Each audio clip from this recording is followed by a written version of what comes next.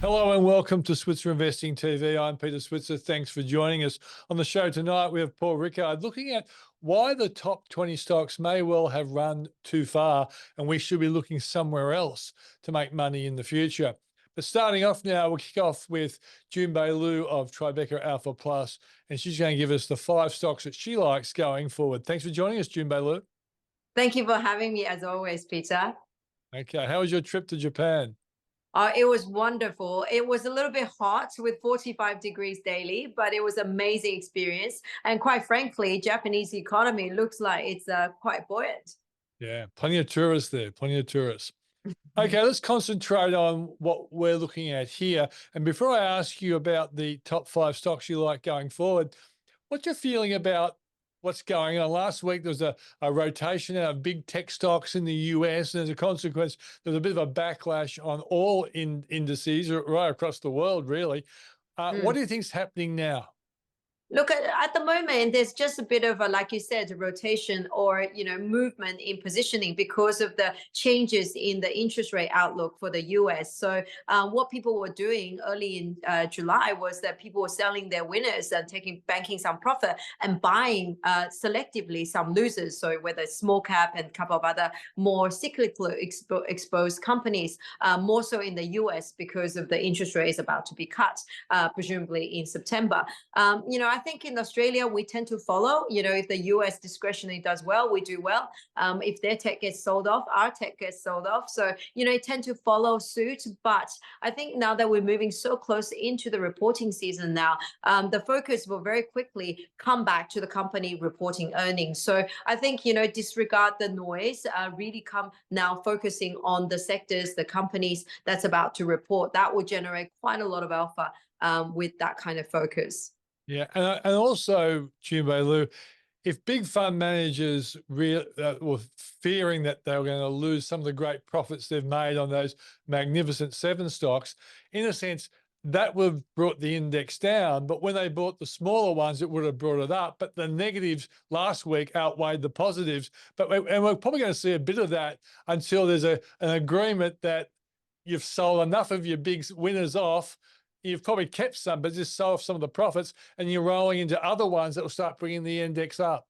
That's right. So you're absolutely right. And, because the performance and the fund manager's position is so concentrated in those big stocks, it does take quite a bit of effort for the rising in the smaller companies to catch all the fall in the large ones.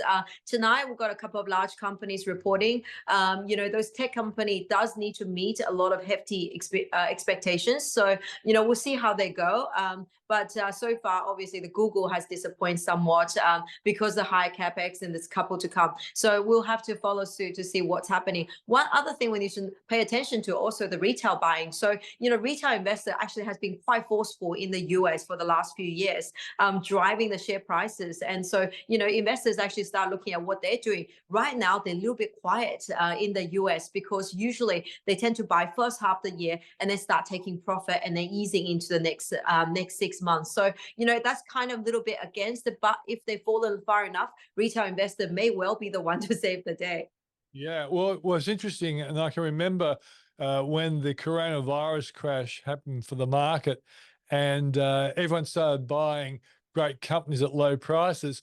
A lot of the big fund managers, people that you and I both know, were a bit annoyed that all these younger people were buying stocks and driving up share prices they thought were too high. And once upon a time, fund managers had it to themselves. But in the age of the internet and excessive amount of reading and whatever, there's a lot more informed retail investors, and they can get onto a momentum or a trend, and they can probably take it too far, but they at least are following the kind of information that fund managers used to know more than most other people. Yeah, you're absolutely right. And fund managers sometimes, can get too detailed in terms of their analysis. So sometimes whether it's the details sort of distract them from where the true value lies and what it means to be invested in that stock. So details sometimes is actually against you in share investing. And retail investors these days are actually pretty good in get their hands on a lot of information. Any point in time in the share market, we always often see those retail favorite stocks. based on whether it's a thematic or whether it's certain trends. We do see a lot of them, and these companies, quite frankly, a lot of them are quite interesting. They may be very expensive, but they, actually quite interesting to look at. Okay, let's go to your top 5 stocks. Now, I know you probably like more than 5, but I thought I'd narrow you down to ones that you think really have some potential. Let's go. Yeah, absolutely. So look at the first one, Light and Wonder. So this one is, great management team. They're ex aristocrat. They're almost a startup, but it's not a small company. It's actually a really large company. But portion of the shares listed in Australia, so it makes it looks a little bit smaller because part of it listed in the US. It's doing incredibly well. Its title is winning, at least 6 of the top 10 here in Australia, and in the US continue to take share.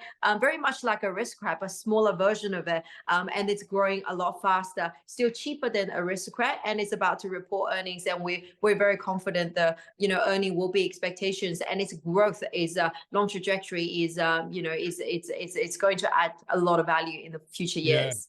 I think I read recently that US analysts like the company as well, so you're not alone there. Let's go to your second one now.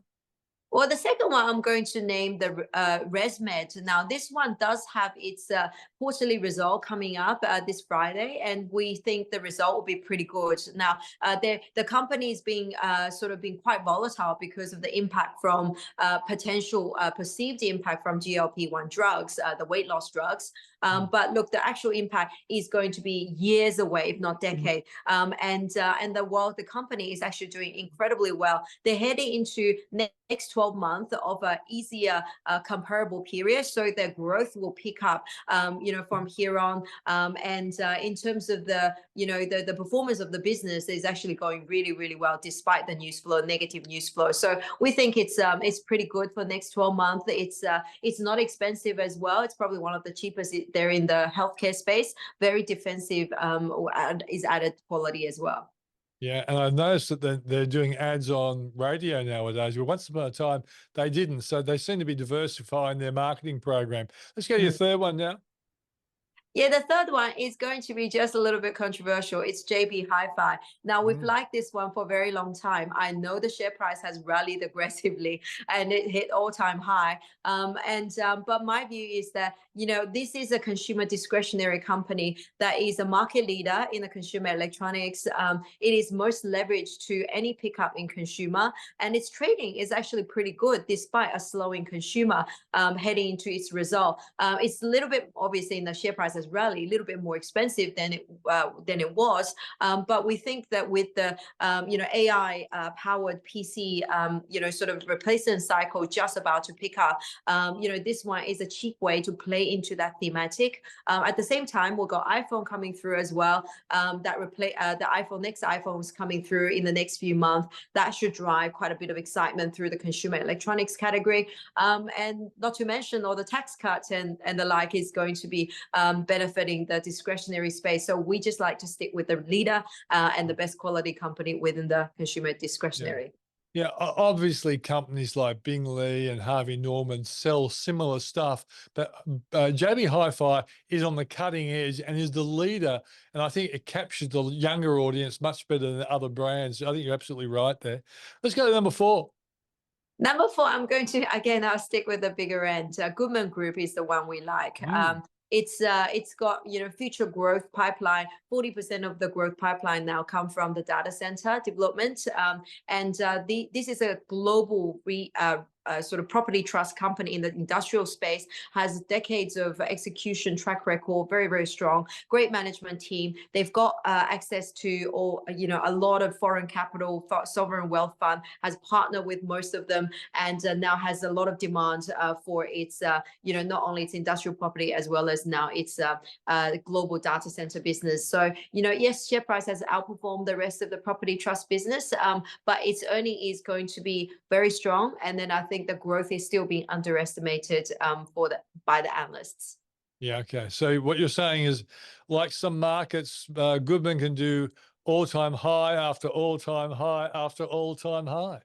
That's right. It's a bit like this is like many of the growth companies that when they first start that growth trajectory, we often underestimate their power. And this company has demonstrated its management focus and track record. So I do think that there's a lot more to go in this one. Okay, number 5. Now, number 5 is a torn between two. One is Promedicus, one is Life 360. I have to throw in an extra one. Look, I think, Promedicus is just that consistent compounder that nice to have in the portfolio. We have held it for many, many years. Is there any catalyst to come? Not really. I think the result will be in line as expectation. It's just this company has such a long growth trajectory. It won a lot of hospital contracts, large hospital contract in the US. And each hospital contract, the volume will continue to grow as people take more and more MRI images. And then now they just gone into, started to talking about potentially going to cardiology in terms of imaging. So, huge amount of growth potential there in the US, and globally, they haven't even tapped into properly. So very long growth trajectory. Now, Life 360, we actually think the result will be very good as well. Again, it's a growth company. We actually think this being a very interesting small caps company, it is now growing into a much more meaningful business there in the US. What's really exciting is that this company has, even though it has one of the highest hit rates in terms of usage by across all the social media platform in the US, it has yet to start monetizing it properly and through advertising. The potential for that is enormous, and not much of it is in the share price. Yeah, I can remember interviewing the CEO and founder, because they're an American company which listed on the Australian Stock Exchange. That's right, isn't it?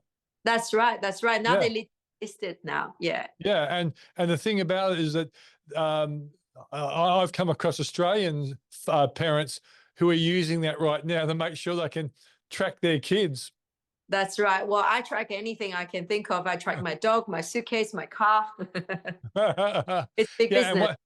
and I remember at the time when I interviewed the CEO, that Mark Zuckerberg's sister joined his board as well. That's So yeah, so he's a guy who's had the right idea when it comes to the future of what parents want to know about what's going on in their families. That's what Life 360 is all about.